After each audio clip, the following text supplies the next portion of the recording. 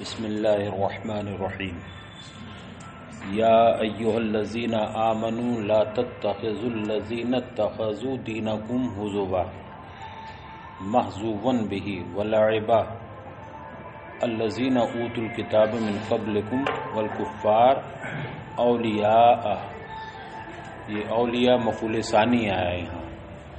اب ترجمہ سنیے. یا ایہا الذین آمنوا، اے ایمان والو، تم نہ بناؤ، نہ اختیار کرو، نہ بناؤ ان لوگوں کو جو تمہارے دین کو ہنسی اور مذاق بناتے ہیں، کھیل کود بناتے ہیں، انہیں نہ بناؤ. والذین آمنوا نہیں، الذین اوتوا الکتاب من قبلکم، کون لوگ جنہیں تم سے پہلے کتاب دی گئی ہے، یعنی اہل کتاب. یعنی کون ہے وہ؟ یہود و نصارہ. تو تم یہود و نصارہ کو نہ بناؤ. پہلے تھا تم ان لوگوں کو نہ بناؤ جو تمہارے دین کو ہنسی اور مذاق بناتے ہیں. وہ کون لوگ ہیں؟ جنہیں پہلے کتاب دی گئی ہے، یعنی یہود و نصارہ. والکفار، اور کفار کو نہ بناؤ. کیا نہ بناؤ؟ اولیاء، اپنا دوست نہ بناؤ. تو کن لوگوں کو بتایا ہے؟ ایک تو وہ جو دین کا، تمہارے مذہب کا مذاق بناتے ہیں، ان سے دوستی نہ کرو، انہیں اپنا نہ بناؤ. اس سے پہلے آیت کریمہ میں یہی بتایا گیا تھا کہ تم یہود و نصارہ سے دلی دوستی نہ قائم کرو، انہیں جگری دوست نہ بناؤ. اصل میں معاملہ یہ تھا کہ کچھ یہود ایمان لانے کے بعد وہ ایمان تو لائے مگر ظاہری طور پر لائے، منافقانہ طور پر لے کے آئے. اندر سے رسول اللہ سے دشمنی رکھتے تھے اور باہر سے وہ کلمہ پڑھتے تھے. حد یہ تھی کہ وہ نمازوں میں بھی شریک ہوتے تھے، جہادوں میں بھی شریک ہوتے تھے، لیکن اندر سے وہ بہرحال کافر ہی تھے، منافق تھے وہ. لیکن سیدھے سادے مسلمان انہیں یہ سمجھتے تھے کہ یہ کلمہ پڑھ چکے ہیں، اسلام لا چکے ہیں، ہمارے مسلمان بھائی ہیں، تو ان سے اس بنا پر دوستی بھی کرنے لگے تھے کہ جب مسلمان بھائی ہیں تو دوستی کرنا. حالانکہ وہ اوپر سے مسلمان تھے، اندر سے مسلمان نہیں تھے. تو ان سے دوستی کو منع کیا گیا. اب اس آیت میں فرمایا گیا کہ نہیں، جو تمہارے دین کا مذاق اڑاتے ہیں تم انہیں کیسے دوست بنا سکتے ہو.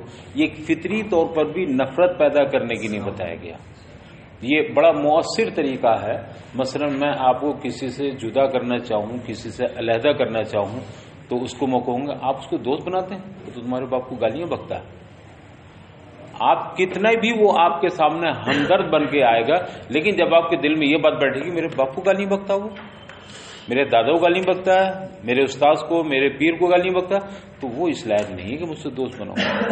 تو اب انہیں اس طرح سمجھایا جا رہا ہے کہ تم یہود و نصارہ کو اپنا دوست نہ بناؤ. ان کا تو حال یہ ہے کہ یہ تمہارے مذہب کا مذاق اڑاتے ہیں، تمہارے دین کا، اور جو تمہارے دین کا مذاق اڑائے وہ تمہاری دوستی کے لائق نہیں ہے. اس لیے کہ سب سے قیمتی متاع، سب سے قیمتی دولت تمہارے پاس کیا ہے؟ تمہارا مذہب ہے. تو تمہاری شخصیت کا مذاق بنائے ایک دفعہ کو، اسے تو برداشت کر سکتے ہو. تمہارے رشتہ دار کا مذاق بنا لیا جائے تو برداشت کیا جا سکتا ہے، لیکن تمہارے دین اور مذہب کا جو تمہاری جان سے زیادہ عزیز ہے، اس کا جو مذاق بنائے وہ اس لائق نہیں ہے کہ اسے دوست بنایا جائے، اس سے دوستی کی جائے. تو اے ایمان والو، تم ان لوگوں کو جو تمہارے دین کا مذاق بناتے ہیں، کھیل کود بناتے ہیں، لعبن اس کو ہنسی مذاق بنا لیتے ہیں، وہ لوگ ہیں یہ جو تم سے پہلے جنہیں کتاب دی گئی ہے، ان کو.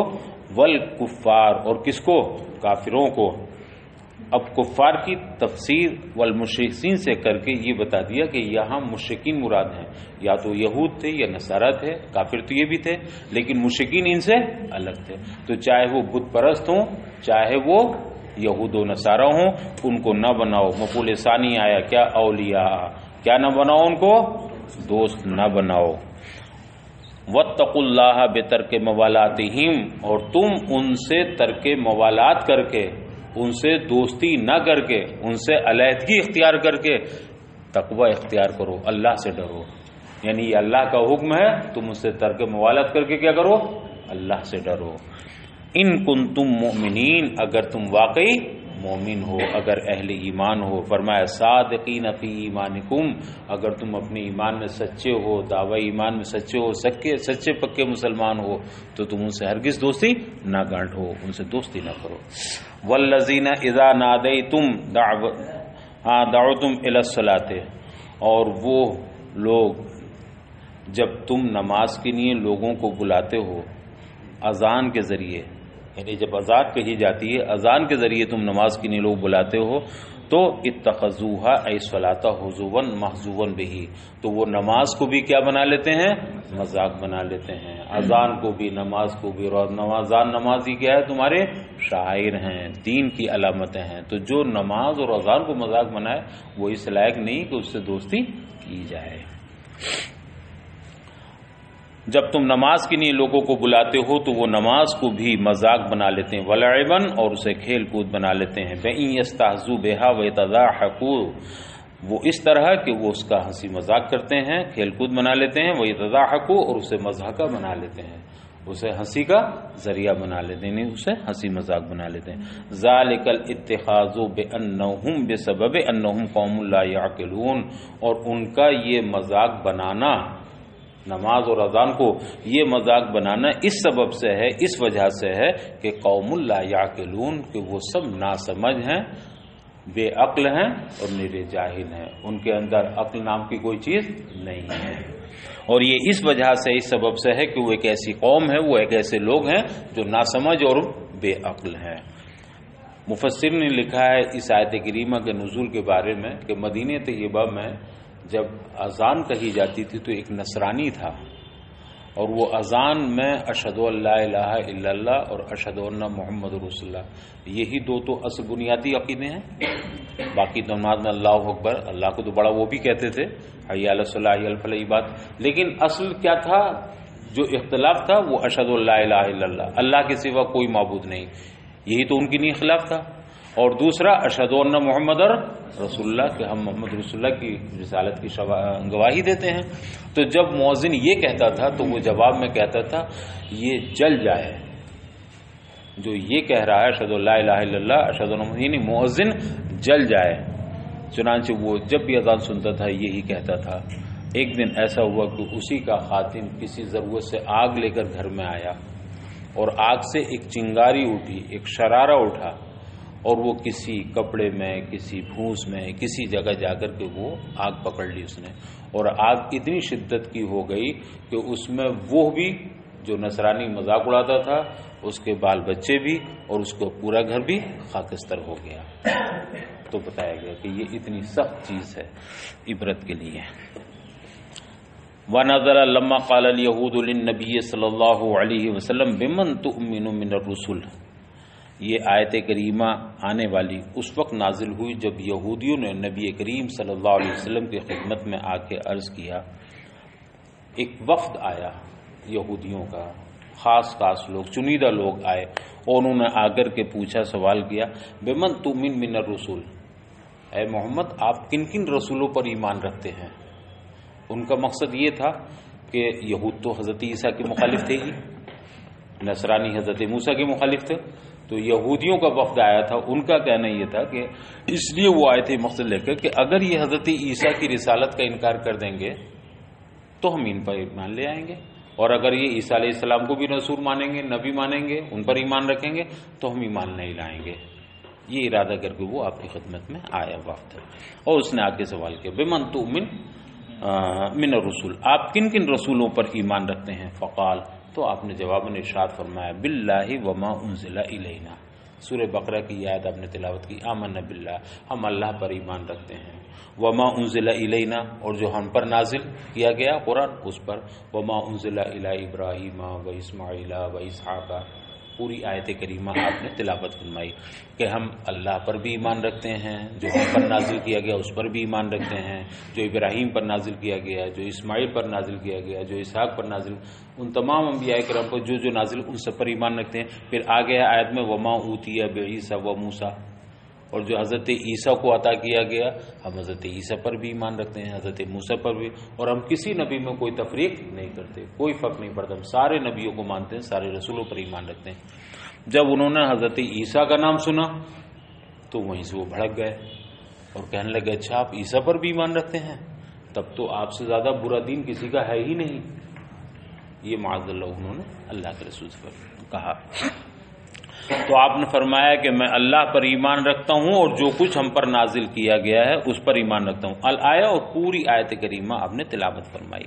فلما ذکر عیسیٰ، جب آپ نے حضرت عیسیٰ کا ذکر کیا، وما اوتی بعیسیٰ وموسیٰ، تو قالوا، سب کے سب کہنے لگے لا نعلم دینا شرا من دینکم، تب تو ہم تمہارے دین سے زیادہ برا دین کوئی جانتے ہی نہیں ہے، سب سے برا دین تمہارا ہی ہے، تم عیسیٰ کو مانتے ہو. یہ آیت کریمہ نازل ہوئی. کیا؟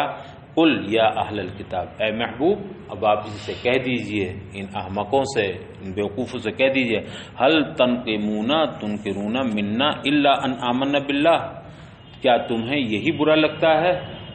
حل یہ نفی کے لیے ہے. کیا تمہیں یہی برا لگتا ہے، تمہیں یہی ناپسند لگتا ہے ہم سے، منا ہم سے، الا ان آمنا باللہ، کہ ہم اللہ پر ایمان رکھتے ہیں؟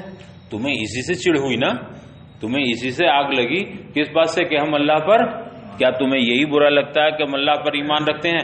وما انزل الینا، اور ہم اس پر ایمان رکھتے ہیں جو ہم پر نازل کیا گیا، وما انزل من قبل، اور جو ہم سے پہلے انبیاء کرام پر نازل کیا گیا ہم سب پر ایمان رکھتے ہیں، تمہیں یہی برا لگا، یہی نہ پسند آیا؟ وَأَنَّ أَكْثَرَكُمْ فَاسِقُونَ، اور یہ کہ تم میں زیادہ نافرمان ہیں، فاسق ہیں. یہ کیوں کہا تم میں زیادہ فاسق و نافرمان ہے؟ کہتے ہیں اس کا عطف بھی ان آمنا پر ہے، کہ تمہیں ایک تو یہ برا لگا کہ ہم اللہ پر ایمان رکھتے ہیں، تمام نبیوں پر ایمان رکھتے ہیں، عیسیٰ اور موسیٰ سب پر ایمان، اور یہ کہ تم اکثر فاسق ہو، تم اکثر نافرمان ہو، اس کا عطف بھی کس پر ہے؟ ان آمنا پر.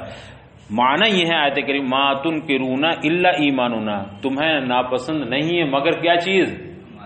تمہیں بری لگتی ہے کون سی چیز؟ صرف ہمارے ایمان لانا، وہ مخالفتکم فی عدم قبولہ، اور تم سے ہمارا مخالفت کرنا، یعنی ہمارا تم سے ہماری مخالفت کرنا، تم سے ہماری مخالفت کرنا، یہ تمہیں برا لگتا ہے. المعبر عنہ بالفسق، جس کی تعبیر کس سے کی گئی؟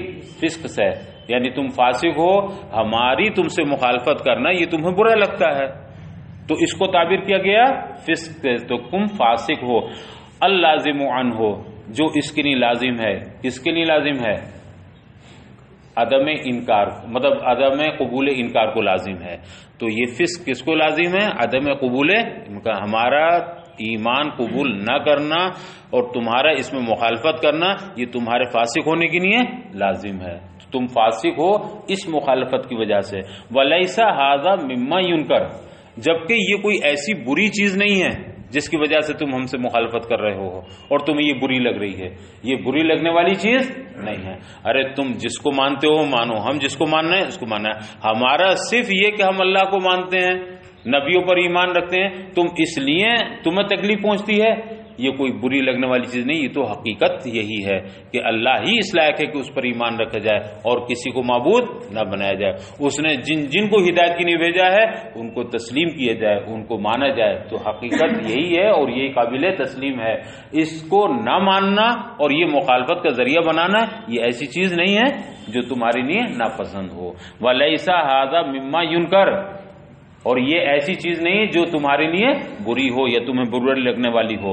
قل هل انبئکم اخبرکم بشر من اہل ذلک، اے محبوب ان کو بتا دیجئے، ان سے کہیے کیا میں تمہیں خبر نہ دے دوں، تمہیں نہ بتلا دوں میں بشر من اہل ذلک، اس سے بھی زیادہ جو بری چیز ہے.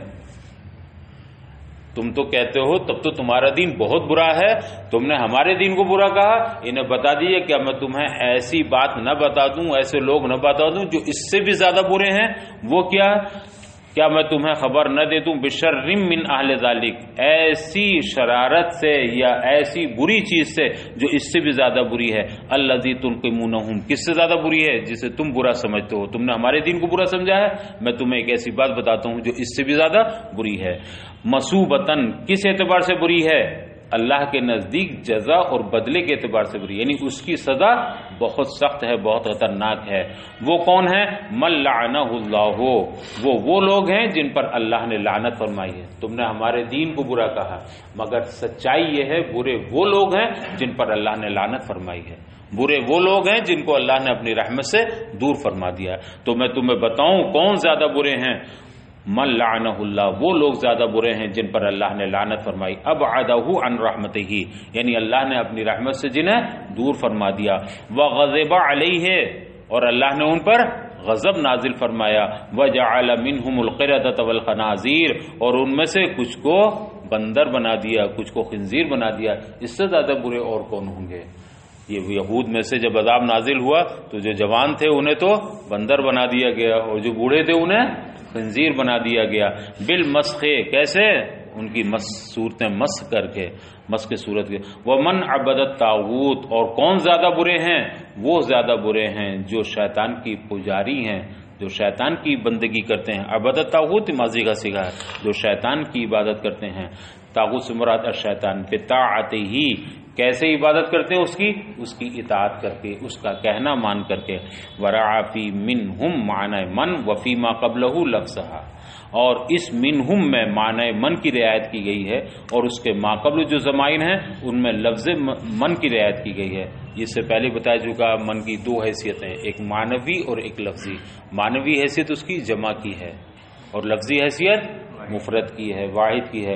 تو من لعنہ اللہ، وہ لوگ جن پر اللہ نے فرمائی، تو منہم میں جو ہم ضمیر لوٹ رہی ہے وہ کدھر لوٹ رہی ہے؟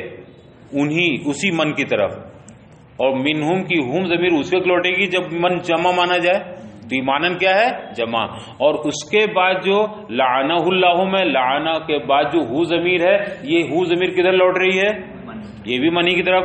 غضب علیہم، غضب علیہم میں بھی جی علیہ کی ضمیر لوٹ رہی ہے، وہ بھی من کی طرف۔ تو یہاں لفظ من مراد ہے، تو یہاں لفظ من کی رعایت کر کے ضمیر واحد لائی گئی، اور منہم میں جو ضمیر جمع لائی گئی ہے وہ معنی من کی رعایت کر کے۔ وَهُمُ الْيَهُودُ، اور یہ کون لوگ ہیں؟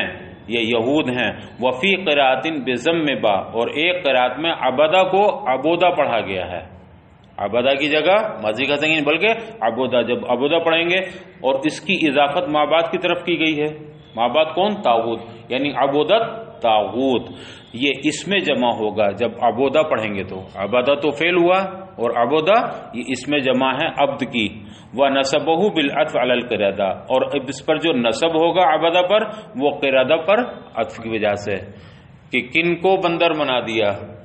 انہی نافرمانوں کو، ان میں سے کچھ کو بندر بنا دیا اور کچھ کو خنزیر وغیرہ۔ تو منصوب ہوگا، قرادہ کس حالت میں ہے؟ حالت نصبی میں، جب فرق ہوگا تو یہ بھی منصوب ہی ہوگا۔ یہاں اولئک شرم مکانا تمیز لان ماواہم النار، یہ وہ لوگ ہیں جن کا بہت بڑا ٹھکانہ ہے، یہ مکانا تمیز ہے اس لیے کہ ان کا ٹھکانہ اصل جہنم ہی ہے۔ وَأَضَلُّ عَنْ سَوَاءِ السَّبِيلِ، اور یہ زیادہ بھٹکے ہوئے ہیں صراط مستقیم سے، یعنی راہ حق سے۔ سوا سبیل سے مراد طریق حق سے یہ زیادہ بھٹکے ہوئے ہیں۔ وَأَصْلُ السَّوَاءِ الْوَسَطُ، اور سوا کی جو اصل ہے، سوا کے جو اصل معنی ہے وہ بیچ کے ہیں، وسط کے ہیں۔ وَذِكْرُ شَرٍّ وَعَدْلٍ فِي مُقَابَلَةٍ، ایک چیز پہ یہاں یہ غور کیجئے کہ یہاں جو ذکر کیا گیا ہے، اللہ کے رسول نے فرمایا کہ میں تمہیں نہ بتا دوں جو اس سے زیادہ شر والے، جو اس سے زیادہ برے ہیں۔ تو عموماً جب اس میں تفضیل کا استعمال ہوتا ہے تو تفضیل کا تقاضا ہی یہ ہے کہ ایک مفضل ہوگا، ایک مفضل علیہ ہوگا۔ ہم نے کہا زید سے زیادہ عالم بکر ہے، تو اب بکر میں فضیلت ثابت ہوئی، اس میں تفضیل کا معنی پائے گئے، وہ زیادہ عالم ہوا، وہ عالم ہے تو وہ عالم ہے۔ تو جب معنی تفضیل مراد ہوتے ہیں تو ایک مفضل اور ایک مفضل علیہ ہوتا ہے۔ اب یہاں ان لوگوں نے کہا تھا کہ تمہارا دین تو پھر سب سے زیادہ برا ہے، تو اللہ کے نے فرمایا کہ میں تمہیں اس سے زیادہ برا نہیں بتا دوں؟ اس سے زیادہ برے کون لوگ ہیں؟ تو اب اگر معنی تفضیل کی رعایت کی جائے تو ظاہر سی بات ہے مفضل علیہ مومنین ہوں گے، اور مفضل یہود و نصارہ ہوں گے، کہ یہود و نصارہ تو اور زیادہ شریر ہیں اور زیادہ گمراہ ہیں۔ اس کا مطلب یہ ہے کہ فعل یا صفت شرارت میں یا صفت ضلالت میں دونوں شریک ہیں۔ بھائی جب زید کو عالم کہا، بکر کو عالم کہا، تو صفت علم تو دونوں میں ہے۔ یہ الگ بات ہے کہ بکر میں زید سے زیادہ علم پایا گیا، لیکن صفت علم دونوں میں ہے۔ تو اب یہاں اگر تفضیل کے معنی مراد لیے جائیں تو اس سے لازم آئے گا کہ مومنین میں بھی شرارت اور ضلالت ہے، مگر یہود و نصارہ میں شرارت ضلالت یہ زیادہ ہے۔ تو یہاں معنی تفضیل مراد ہی نہیں ہے، بلکہ یہاں صرف مشاکلتاً اور مقابلتاً اس کو ذکر کر دیا گیا ہے، چونکہ انہوں نے کہا تھا کہ تمہارا دین بہت برا ہے، تو اسی مقابلے کے طور پر یا اسی مشاکلت کے طور پر میں برا یہ نہیں ہے، بلکہ برے تم لوگوں یا برے وہ لوگ ہیں جن پر اللہ نے لعنت فرمائی ہے۔ آپ نے اس سے پہلے پڑھا ہے قرآن میں جزاء سیئۃ جزاء سیئۃ، ظلم کی سزا، ظلم کا بدلہ، سیئۃ کیا ہے؟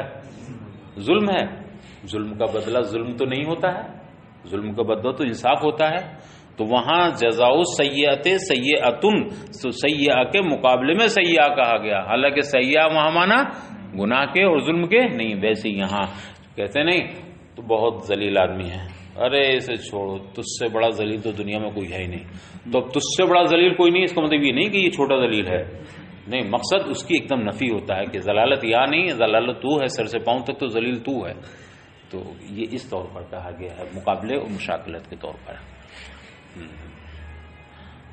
وَأَضَلُّ عَنْ سَوَاءِ سَبِيلٍ، اور یہ زیادہ گمراہ ہیں، زیادہ بھٹکے ہوئے ہیں، کس سے؟ طریق حق سے، راہ حق سے۔ وَأَصْلُ السَّوَاءِ الْوَسْطُ، اور سوا کی اصل کیا ہے؟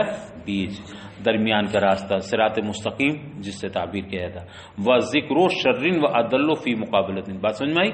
یہاں شر کا اور عدل کا ذکر کرنا، ایسا نہیں کہ وہ یہود سے زیادہ عدل ہیں مومنین مسلمان، نہیں، بلکہ یہاں جو شر اور دلالت کا ذکر ہے وہ مقابلے کے طور پر ہے۔ قولہم لا نعلم دینا شرا من دینکم، کیا تھا ان کا کہنا؟ انہوں نے کیا بکواس کی تھی جب اللہ کے رسول نے حضرت عیسیٰ کا نام لیا؟ انہوں نے کہا تھا لا نعلم دینا، تب تو ہم آپ کے دین سے زیادہ برا دین کسی کو جانتے ہی نہیں، کوئی اور دین ہے ہی نہیں، تو فرمایا کہ نہیں، برا دین نہیں ہے بلکہ برے وہ لوگ ہیں جن پر اللہ نے لعنت فرمائی ہے۔ وَإِذَا جَاءُوكُمْ اے منافق الیہود، اور اے محبوب جب یہ یہود منافقین آپ کی بارگاہ میں آتے ہیں، آپ کے حضور حاضر ہوتے ہیں، قالوا آمنا، اور کیا کہتے ہیں؟ ہم تو مسلمان ہیں، ہم تو ایمان والے ہیں، ہم تو ایمان لے آئے ہیں۔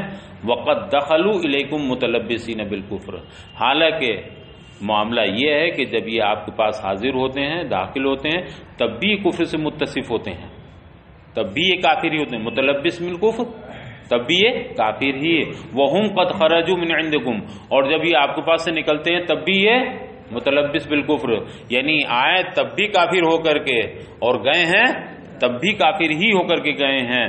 وَلَمْ يُؤْمِنُوا، یہ ایمان والے نہیں ہیں، یعنی جیسے آئے ہیں ویسے ہی گئے ہیں۔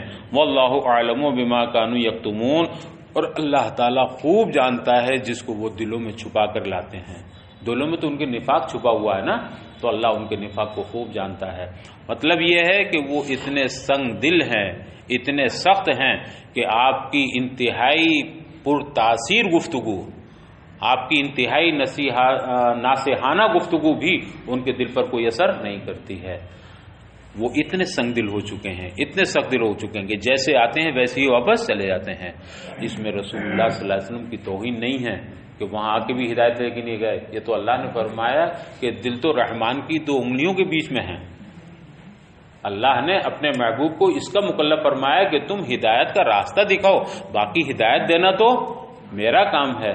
تو محبوب یہ اتنے سخت دن ہیں اور یہ معرفت حق کے لیے آتے ہی نہیں ہیں، بلکہ آپ کو یا تو دھوکہ دینے کے لیے آتے ہیں، یا آپ کو فریب دینے کے لیے آتے ہیں، یا آپ کو منافقانہ طور پر آپ کی خدمت میں کچھ بھی کہنے کے لیے آتے ہیں۔ یہ حصول اسلام کے لیے یا معرفت حق کے حاصل کرنے کے لیے آتے ہی نہیں، تو جیسے آتے ہیں ویسے ہی بیرن واپس ہو جاتے ہیں، اس میں آپ کی توہین نہیں ہے۔ تو ان کا تو حال یہ ہے کہ یہ کفر کے ساتھ آتے ہیں اور کفر کے ساتھ مگر اللہ خوب جانتا ہے یہ دلوں میں کیا چھپائے ہوئے ہیں، کیا ہے ان کے دلوں میں؟ نفاق ہے۔ اور جو معرفت حق کے نہیں آتے ہیں اللہ انہیں ایمان کی توفیق بھی دیتا ہے، اور وہ سارے صحابہ کرام ہیں، جو جس نیت سے آیا وہ مالا مال ہو کر کے گیا۔ واللہ اعلم بما كانوا یکتمون، اللہ خوب جانتا ہے جو ان کے دلوں میں چھپا ہوا ہے نفاق۔ وترى كثيرا منهم اليهود، اور اے محبوب آپ ان میں سے بہت سے لوگوں کو دیکھیں گے، بکثرت لوگوں کو دیکھیں گے، یعنی یہود میں سے، یسارعون یقعون سریعا فی الاسم، جو گناہوں میں تیزی کے ساتھ دوڑتے ہیں، بڑی تیز گامی دکھاتے ہیں، کس کے اندر؟ گناہ کے اندر، جھوٹ کے اندر، برائیوں کے اندر جو بڑی تیزی سے گرتے ہیں، یسارعون یقعون سریعا، جو بڑی تیزی سے گرتے ہیں، فی الاسم کہاں گرتے ہیں؟ گناہ میں، یعنی جھوٹ میں گرتے ہیں، والعدوان الظلم، اور سرکشی میں گرتے ہیں، واکلہم السحت، اور حرام خوری میں گرتے ہیں، حرام کھاتے ہیں، الحرام السحت کو معنی حرام، کر رشا جیسے رشوت وغیرہ، سود وغیرہ کھانے میں، لبئس ما کانوا یعملون، یہ جو کرتے ہیں وہ بہت ہی برا کام ہے، لبئس ما کانوا یعملون، یہ بہت برا کام کرتے ہیں، عملہم ھذا، کیا ہے ان کا برا؟ جو ان کا عمل ہے، جو یہ کام کرتے ہیں بہت برا کام کرتے ہیں۔ سرعت کے معنی تیزی کے آتے ہیں، یسارعون فی الاسم، یہ گناہ میں تیزی دکھاتے ہیں۔ ایک تو ہوتا ہے کسی بات کو گناہ کا دل میں شوق پیدا ہوا، یا کسی نے گناہ کا کسی کو حکم دیا تو وہ جا رہا مگر طبیعت سے نہیں جا رہا، یا سستی سے جا رہا، اور ایک یہ ہوتا ہے کہ گناہ کی جیسے ہی دعوت ملی، ارے تو اتنا پھلنگ ہوا جائے گا، اتنا کودتا ہوا جائے گا کہ اسے یہ بھی نہیں پتا مجھے ٹھوکر بھی لگے کہ نہیں۔ مثلا کسی نے کہا ارے دیکھا نہیں وہ تماشا والا وہاں موجود ہے، یا وہاں وہ فلم دیکھی جا رہی ہے، جو بھی ہوتا ہے تو ایسے بھاگے گا کہ یہاں اٹکے گا، تو وہ تیزی دکھائے گا جانے میں۔ تو سرعت کے معنی تیز، تو یہ گناہ ہمیں پڑھنے پر کیا کرتے ہیں؟ سست رفتاری سے نہیں جاتے بلکہ تیزی سے واقع ہوتے ہیں، تیزی سے گرتے ہیں، تیز گامی دکھاتے ہیں۔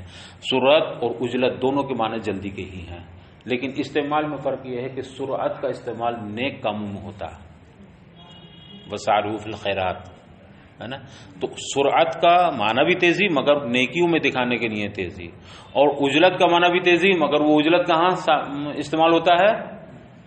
گناہ کے کاموں میں، کہتے ہیں وہ عجلت یہ شیطان کا کام ہے یار۔ تو عجلت کا استعمال برائیوں کے لیے تیزی استعمال کرنے میں ہوتا ہے، اختیار کرنے میں ہوتا ہے، اور سرعت کا استعمال نیکیوں کے لیے۔ یہاں یہ بھی ایک نقطہ بتایا گیا کہ یسارعون فی الاسم، حالانکہ یعاجلون فی الاسم بھی ہو سکتا تھا، لیکن یہ گناہوں میں اس طرح دوڑتے ہیں، گناہوں میں اس طرح گرتے ہیں جا کر کے جیسے بڑا نیک کام کرنے جا رہے ہیں۔ اچھے لوگ تو نیک کاموں تو ارے آپ نے بڑی اچھی بات بتائی، چلے ابھی چلتے ہیں، دوڑ کے چلتے ہیں، نہیں، یہ گناہوں میں کیسے دوڑتے ہیں؟ جیسے اسے بڑا نیک کام سمجھتے ہیں، اس طرح گناہوں میں گر جاتے ہیں۔ وَأَكْلِهِمُ السُّحْتَ، اور حرام خوری میں، لَبِئْسَ مَا كَانُوا يَعْمَلُونَ، یہ بہت برا کام ہے جو کرتے ہیں۔ لولا ہلا ينهاهم الربانیون والاحبار منهم، فرمایا گا لولا، یہ اللہ کے معنی میں ہے، یعنی حرف تحدید مع توبیخ ہے، کیوں نہیں ان کے علماء منع کرتے انہیں؟ لولا ینہاہم الربانیون، ان کے جو عالم لوگ ہیں، علماء ربانی ہیں، وہ انہیں کیوں نہیں روکتے یہودیوں کو؟ والاحبار، ان کے جو پادری ہیں، ان کے جو مشائخ ہیں، تو ان کے علماء مشائخ، ان کے سربراہ جو لوگ ہیں، ان کے مشائخ، یہ کیوں نہیں روکتے انہیں؟ عن قولہم الاسم، کس بات سے نہیں روکتے؟ انہیں جھوٹی باتوں سے، انہیں جھوٹ سے کیوں نہیں روکتے؟ کس سے؟ وَأَكْلِهِمُ السُّحْتَ، اور کس سے نہیں روکتے؟ حرام خوری سے انہیں کیوں نہیں روکتے؟ پتہ ہی چلا کہ ان کے بڑوں کی ذمہ داری ہے یہ، کہ اگر یہ گناہ میں جا رہے ہیں تو انہیں روکنا چاہیے۔ اس سے ہمارے علماء اور مشائخ کبھی اس سے یہ سامنے آتا ہے کہ جو ذمہ دار ہوتے ہیں اور مشائخ ہوتے ہیں، ان کی ذمہ داری بنتی ہے کہ ماتحت لوگ، عوام اگر گناہ کی طرف جا رہے ہوں تو ان کی ذمہ داری بنتی ہے کہ وہ انہیں منع کریں، روکیں۔ فرمایا کیوں نہیں روکتے یہ ان لوگوں کو جھوٹ بولنے سے، جھوٹی گفتگو کرنے سے، یا انہیں حرام خوری کرنے سے؟ لبئس ما کانوا یصنعون، ان کا بھی یہ کام بہت برا ہے۔ اس کا، ان کا تو ہے ہی بہت برا، جو جھوٹ میں جا رہے ہیں اور جو عدوان و سرکشی میں جا کے گر رہے ہیں گناہوں کی طرف، مگر ان کا بھی بہت برا، بلکہ فعل سے کہیں زیادہ صنعت سخت ہے، اس میں محنت زیادہ ہوتی ہے، تو گویا ان کا نہ روکنا اس سے زیادہ برا ہے۔ ان کی چاہیے کہ یہ ذمہ داری جو ہے انہیں روکیں۔ تو اولئک، جیسے ان کا تھا لبئس ما کانوا یعملون، وہ جو کرتے ہیں وہ بہت برا کام ہے، ویسے یہاں ہے لبئس ما کانوا یصنعون، یہ پادری لوگ بھی جو ان کے علماء مشائخ ہیں یہ بھی نہیں روکتے، تو یہ بھی بہت برا کام ہے۔ لبئس ما کانوا یصنعون، یہ جو کرتے ہیں یہ بھی بہت برا ہے۔ ترک نہیہم، یہ کیا کرتے ہیں؟ ترک نہیں کرتے ہیں، روکنا چاہیے تھا مگر نہیں روکتے ہیں۔ وقالت اليهود لما ضيق عليهم بتكذيبهم النبي صلی اللہ علیہ وسلم بعد ان كانوا اکثر الناس مالا، اور یہودیوں نے یہ اس وقت کہا جب ان پر نبی کریم صلی اللہ علیہ وسلم کی تکذیب کی وجہ سے تنگی آ گئی۔ بعد ان كانوا اکثر الناس مالا، جبکہ وہ مال کے اعتبار سے لوگوں میں بہت مالدار تھے، یعنی لوگوں میں بڑے رئیس اور مالدار. عموماً یہودی اہل یہود جو مدینے کے یہودی تھے وہ بڑے خوشحال تھے، ان کی کھیتیاں بھی اچھی تھیں، ان کے پاس مال و متاع بھی خوب تھا، جانور وغیرہ، تو بڑے خوشحال تھے وہ. لیکن جب نبی کریم صلی اللہ علیہ وسلم انہوں نے تکذیب کی تو ان کے اوپر تنگی آنے لگی اور مال میں ان کے کمی آ گئی. تو جب ان کے مال میں تنگی آئی اور وہ تنگ دست ہونے لگے تو انہوں نے کہا، کیا کہا سنیے. لما ضیق علیہم بتکذیب النبی صلی اللہ علیہ وسلم، یہاں یہ بتا دیا گیا کہ ان پر جو تنگی آئی ہے وہ کس وجہ سے آئی؟ نبی کریم کی تکذیب کی وجہ سے آئی، یعنی دین کی مخالفت کی وجہ سے تکذیب آئی، اطاعت کی وجہ سے نہیں. یہ بھی سمجھاتا ہے کہ اگر تنگ دستی آتی ہے، کاروبار میں کمی آتی ہے، حالات خراب ہوتے ہیں تو وہ دین سے دوری کی بنیاد پر ہوتے ہیں، اطاعت کی بنیاد پر نہیں. اطاعت کی جائے تو پھر ان کے کاروبار میں برکت ہوتی ہے. اسی لیے آپ کسی عالم یا کسی عامل کے پاس جاتے ہیں تو کہتے ہیں نماز پڑھتے ہو کہ نہیں؟ رزق دینے والا تو اللہ ہے. اگر تمہیں یہ پڑھنی ہے ایک تسبیح تو پہلے نماز کی پابندی کرنا، پہلے اطاعت کرنا، تب جا کے اس وظیفے کا تمہیں فائدہ پہنچے گا. تو کشادگی اور وسعت رزق میں کس سے پیدا ہوتی ہے؟ اطاعت سے پیدا ہوتی ہے. اور تنگی کس سے پیدا ہوتی ہے؟ معصیت سے پیدا ہوتی ہے. تو نبی کی تکذیب کرنا ہی کیا تھی؟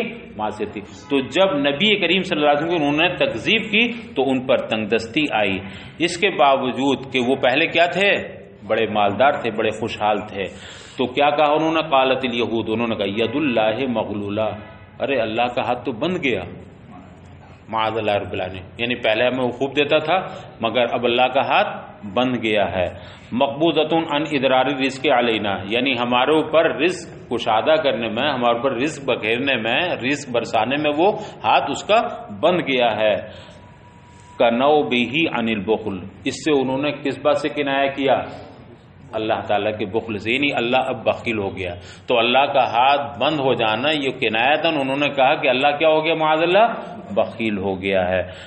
ہاں، کنو بہ عن البخل تعالی، انہوں نے اس جملے سے اللہ تعالیٰ کا بخل مراد لیا یا بخل سے کنایہ کیا.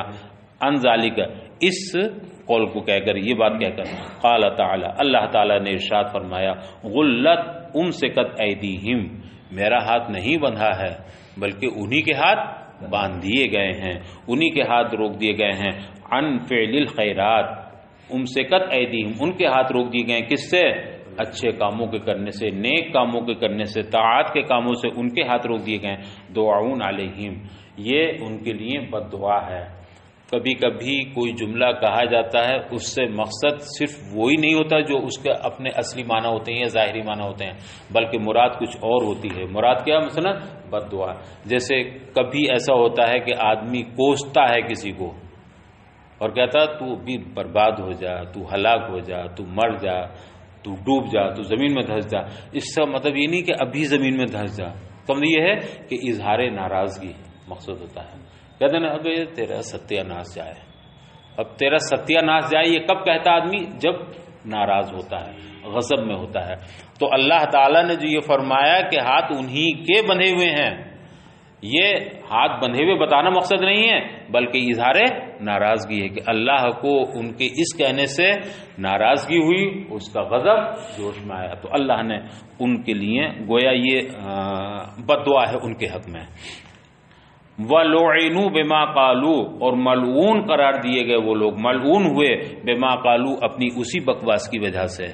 ہاتھ تو اصل انہی کے بندھے ہوئے ہیں، اللہ کے ہاتھ بندھے ہوئے نہیں جو انہوں نے کہا مغلولہ، بلکہ ہاتھ انہی کے روکے ہوئے ہیں اچھے کاموں کے کرنے سے. وَلُعِنُوا بِمَا قَالُوا، اور اپنی اس بکواس کی وجہ سے وہ ملعون بھی ہیں.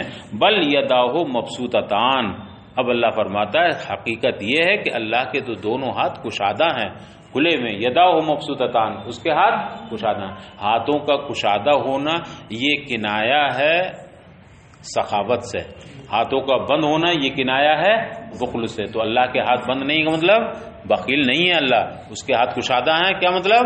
وہ سخی ہے، اس کا جود و کرم بہت وسیع ہے. تو یہ کنایہ ہے.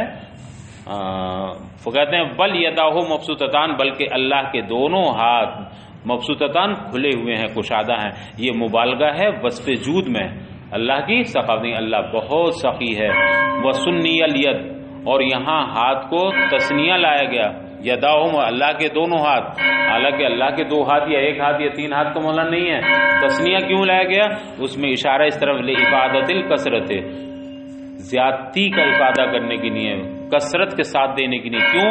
اس لیے کہ غائز غایت ما یبذل له السخی من مالہ ان یعطی بیدیہ ہے۔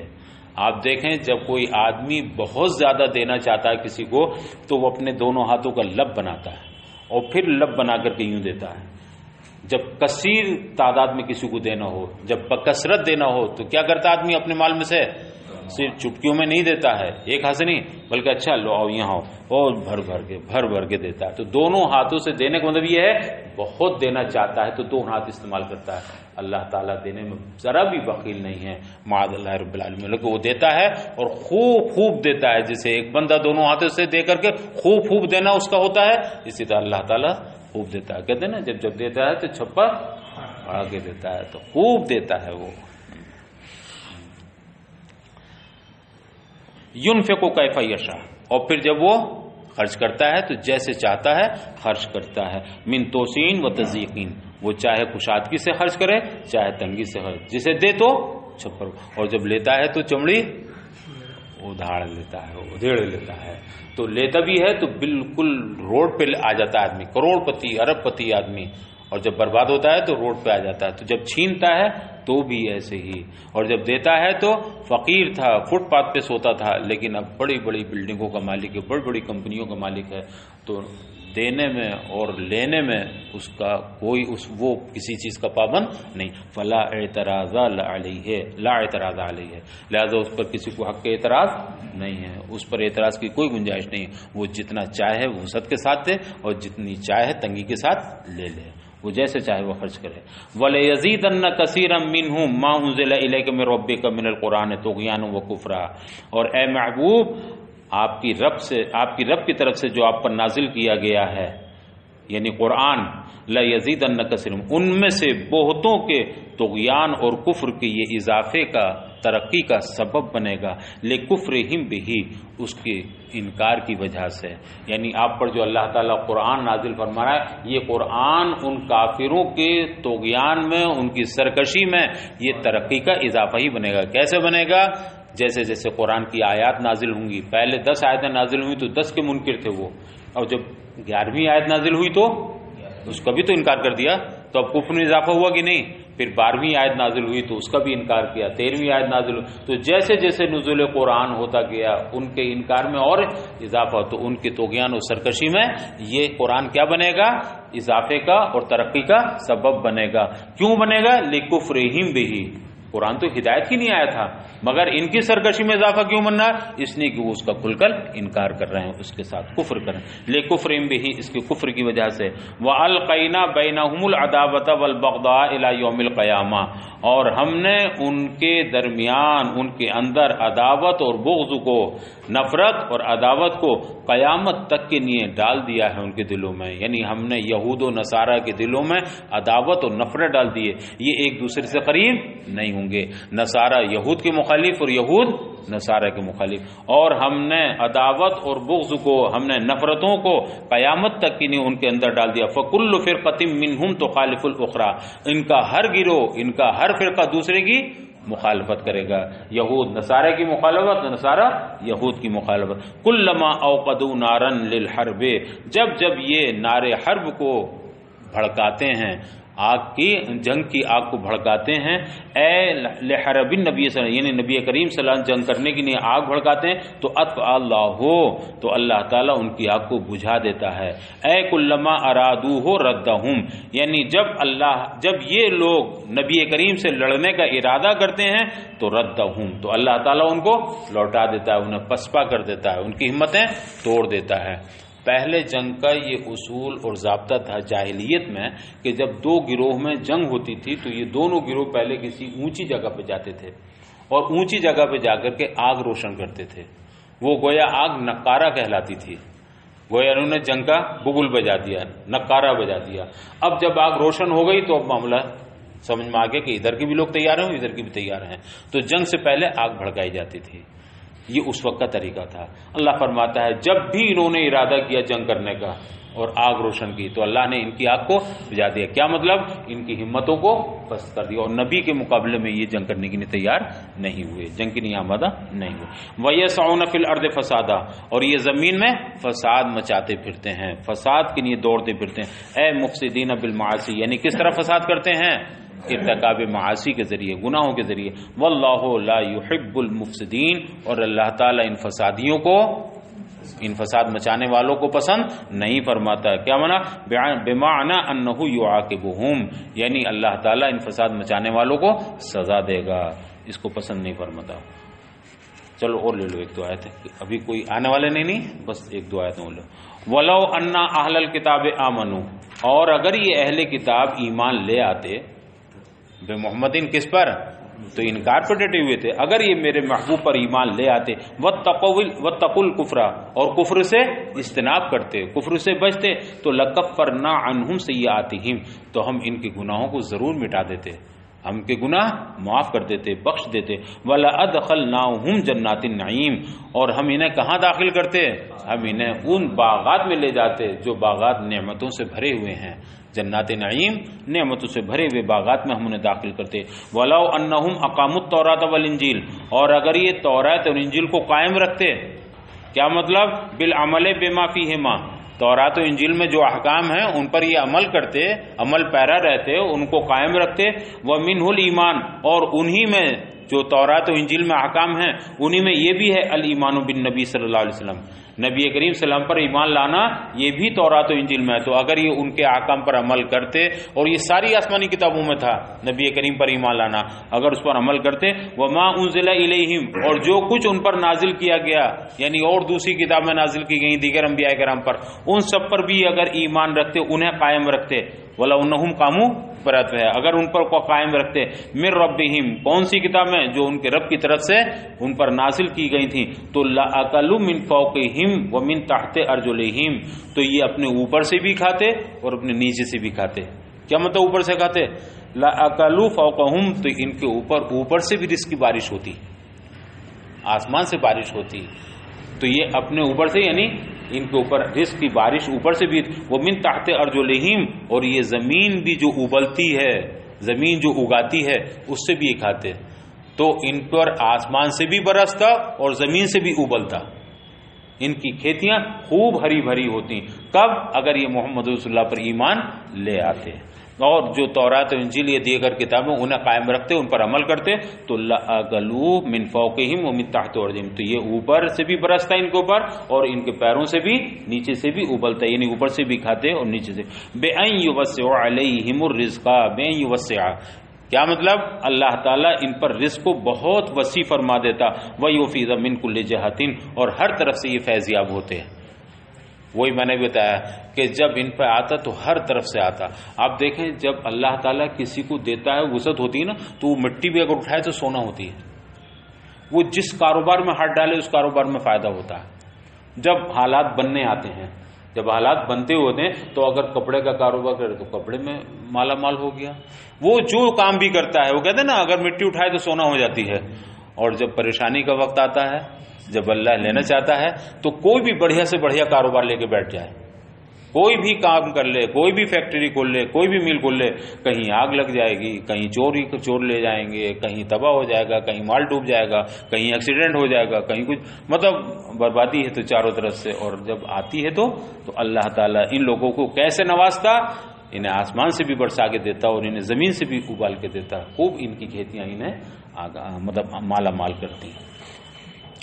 من کل جہت ویفیض من کل جہت، ہر طرف سے اللہ تعالیٰ انہیں فیضیاب فرماتا، ہر طرف سے انڈیلتا ان پر. منہم امۃ جماعت مقتصدۃ، ان میں سے ایک جماعت ضرور ایسی ہے جو اعتدال پسند بھی ہے. یہ سارے یہودی ایسے نہیں ہیں، بلکہ یہودیوں میں کچھ لوگ وہ ہیں جو اعتدال پسند ہیں. منہم امۃ جماعت مقتصدۃ، ان میں سے ایک جماعت، ایک گروہ وہ ہے جو اعتدال پسند ہے. تعمل بہ، جو قرآن پر عمل کرتا ہے، کتابوں پر. وہم من آمن بالنبی صلی اللہ علیہ وسلم، اور یہ گروہ کون ہے، یہ جماعت کون ہے؟ وہ لوگ ہیں جو نبی کریم صلی اللہ علیہ وسلم پر ایمان لائے. کا عبداللہ ابن سلام، جیسے عبداللہ بن سلام یہودی ہی تھے یہ.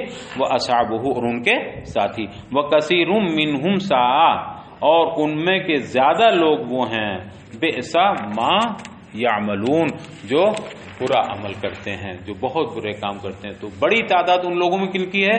برے کام کرنے والوں کی، لیکن ایک مختصر سی جماعت اعتدال پسندوں کی بھی ہے، وہ ہیں جو نبی کریم پر ایمان